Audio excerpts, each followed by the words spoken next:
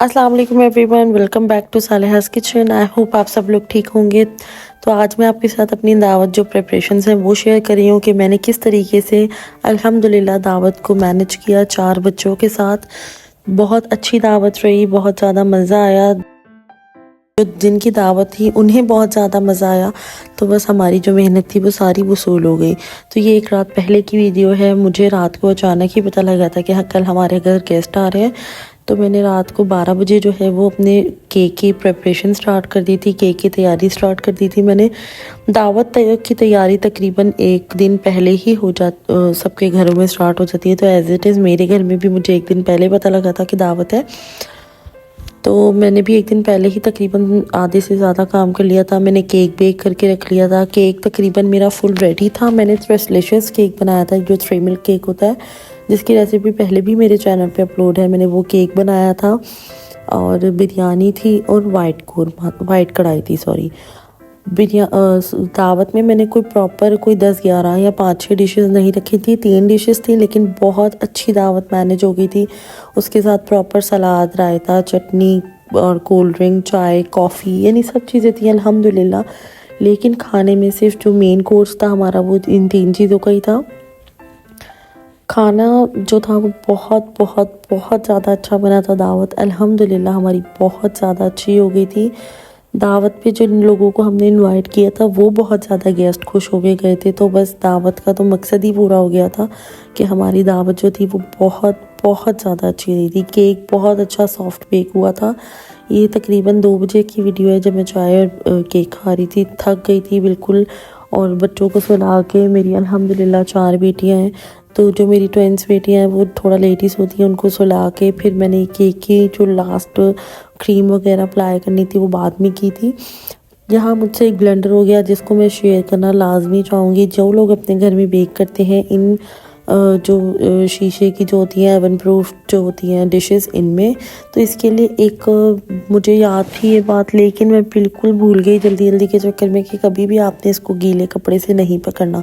मेरा जो kitchen towel था वो था गीला और मैंने उससे बेकिंग डिश निकाली, और जैसे ही मैंने बेकिंग डिश को पकड़ा है ना, वो इतनी ज़्यादा गर्म थी और गीला वो कपड़ा लगने से ना वो बेकिंग डिश टूट गई मेरी, जिसकी वजह से बहुत ज़्यादा मेस क्रिएट हो गया। मैं एकदम बिल्कुल शॉक में चली गई कि यार कैसे एडजस्ट होगा। लेकिन फिर वो एक और डिश थी वो एक्स्ट्रा मैनेज हो गई। लेकिन मैं ये स्पेशल बात कहना चाहूँगी, करवाना चाहूँगी कि जो लोग स्पेशली बिगनर्स जो है ना वो बेकिंग करते हैं अपने घर में इन ओवन प्रूफ जो होती हैं डिशेस में, तो इसको बिल्कुल आपने ड्राई जो क्लॉथ्स होते हैं उनसे पकड़ें, या जो हैंड ग्लव्स आते हैं ओवन वाले वो वाले लें, उससे पकड़ें, ठीक है। अब ये जो हमारा केक था जिसकी डिश टूट गई थी, तो उसकी वजह से ये दूसरा मेरा रेडी हो गया। तो ये बहुत मुश्किल से मैनेज हुआ था, बहुत कटिंग कर करके इसकी ट्रे के हिसाब से एडजस्ट किया था। बहुत ज़्यादा डिफ़िकल्टी हो गई थी इस चीज़ में। इसको हमने ओवरनाइट सोक करने के लिए रख दिया था। अभी भी ये देखें, ये थोड़ा सा केक बच गया है जिसको हमने रख दिया और ये बच्चियों ने खा लिया था। तो वेस्ट तो अल्हम्दुलिल्लाह हमारा कुछ नहीं हुआ, लेकिन बस एक था कि मोल्ड के हिसाब से एडजस्ट करना और फिर इस तरह तोड़ तोड़ के एडजस्ट करना बहुत ज़्यादा डिफ़िकल्ट हो जाता है। तो ये क्रीम वगैरह मैंने सारी रात को ही सेट करके रख दी थी, डिशेस को क्लीन करके बिल्कुल प्रॉपर। बस इसके ऊपर कैरेमल की जो सॉस है वो सुबह बना के रखूँगी, क्योंकि इसको ओवरनाइट हमने लाजमी रखना होता है ताकि ये मिल्क अच्छे तरीके से अपने अंदर एब्जॉर्ब कर ले। और जब हम थोड़ी सी गर्म कैरेमल सॉस डालें तो जो व्हिपिंग क्रीम है ना वो ठंडा होने की वजह से एडजस्ट हो जाए। तो ये हमारा स्पेशलिशियस केक जो है वो बिल्कुल रेडी हो गया था सुबह।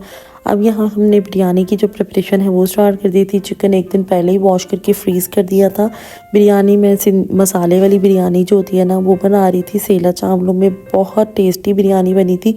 मैंने पैकेट के मसाले की ही बिरयानी बनाई थी क्योंकि मेरे पास इतना टाइम नहीं था कि मैं एडजस्ट कर सकूँ। ये रायता भी साथ साथ खड़े खड़े बन गया है। इग्नोर द मेस, थोड़ा मेस ज़्यादा हो गया था क्योंकि बहुत ज़्यादा जल्दी थी मुझे बनाने की, क्योंकि बच्चियों की वजह से बच्चों का साथ बहुत ज़्यादा मुश्किल हो जाता है। लेकिन अल्हम्दुलिल्लाह कोऑपरेटिव फैमिली है, सब ने मिलजुल के काम किया, बहुत ज़्यादा इजी हो गया था। लेकिन फिर भी क्योंकि कुकिंग मुझे ही करनी होती है, मैं ही करती हूँ अपने घर में कुकिंग, तो थोड़ा डिफ़िकल्ट, मुझे प्रेशर ज़्यादा होता है बनिस्बत मतलब सबके।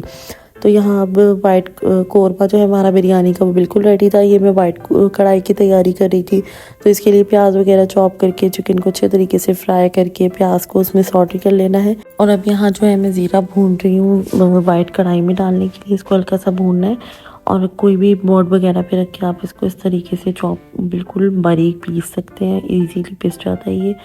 हमें हल्का सा दरदरा चाहिए था, तो ये बिल्कुल मैंने हल्का सा दरदरा ही रखा है।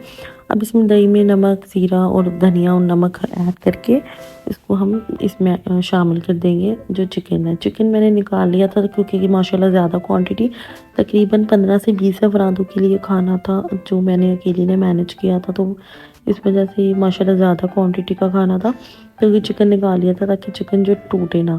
अब इसमें ये हम मसाला जो भुन गया दही वगैरह का भी, साथ ही बटर ऐड कर देंगे और क्रीम ऐड कर देंगे। इसका टेस्ट जो है वो एक्चुअल में वाइट बटर और क्रीम से ही इन्हांस होता है। कढ़ाई का टेस्ट ही वाइट बटर और क्रीम से इन्हांस होता है, बहुत फ्लेवरफुल टेस्ट बनता है इसका।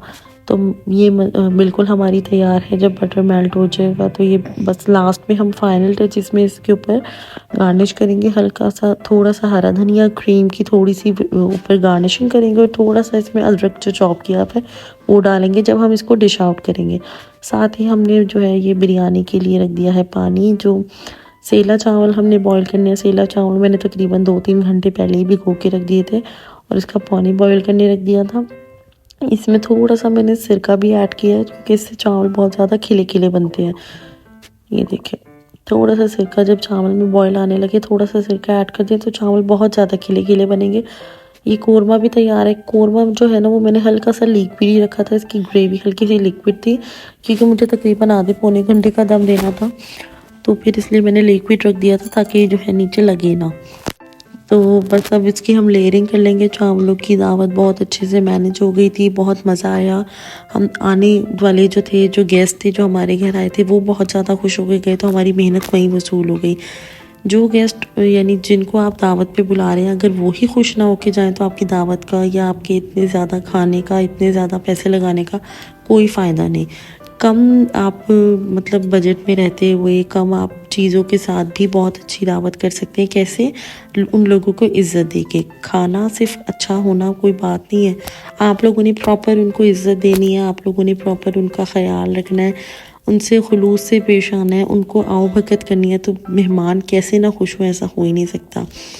ज़रूरी नहीं है आप कोई पूरे दस्तरखान भर दें, आप 20-25 अपनी यानी बिसात से या अपनी औकात से बाहर निकल के दावत का इंतज़ाम करें। आप अपनी मतलब आप अपनी जेब के हिसाब से भी दावत का इंतज़ाम कर सकते हैं, बस आपने दूसरे को इज़्ज़त देनी है। खाना खुद ब खुद अच्छा लगता है, खाना हर इंसान अपने घर भी खाता है, लेकिन दावत का एक मेन मकसद होता है सब मिल के बैठे, खुश हों और इकट्ठे होकर खाएं। तो बस ये छोटी सी वीडियो थी मेरी। अगर पसंद आए तो लाइक, शेयर एंड सब्सक्राइब करिए। मिलते हैं नेक्स्ट रेसिपी में, तब तक अपना ख्याल रखिएगा। अल्लाह हाफिज़।